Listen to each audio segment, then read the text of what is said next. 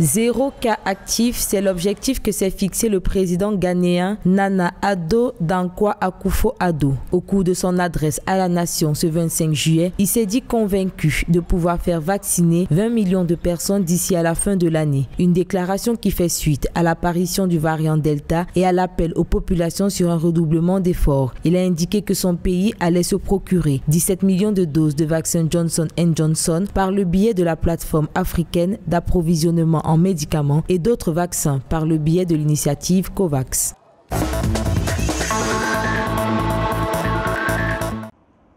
Le Zimbabwe a reçu 1 million de vaccins Sinovac de la Chine. Cet apport contribue à renforcer le programme de vaccination établi par les autorités du Zimbabwe en vue de faire face à une troisième vague de la pandémie. Selon le ministère zimbabwéen des Finances, le pays avait payé 92 millions de dollars pour 12 millions de vaccins en provenance de la Chine. L'objectif de cette campagne, l'immunisation collective des populations pour une réouverture économique stable.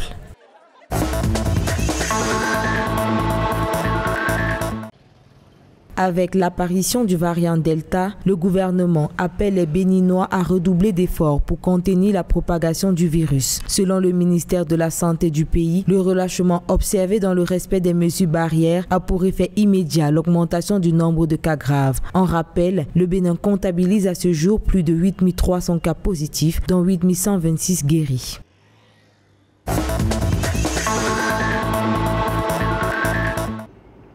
« 5 494, c'est le nombre de cas confirmés de Covid-19 au Maroc, un nouveau record de contamination depuis 8 mois. Selon le ministère marocain de la Santé, cette recrudescence est due au relâchement observé par les populations et en raison de l'apparition du variant Delta de la maladie dans toute la région. Même si 31,3% de la population marocaine a déjà été vaccinée, un nouveau projet a été élaboré ce 5 juillet avec le chinois Sinopharm pour produire des vaccins anti-Covid-19 avec à court terme une capacité de production prévue de 5 millions de doses par mois.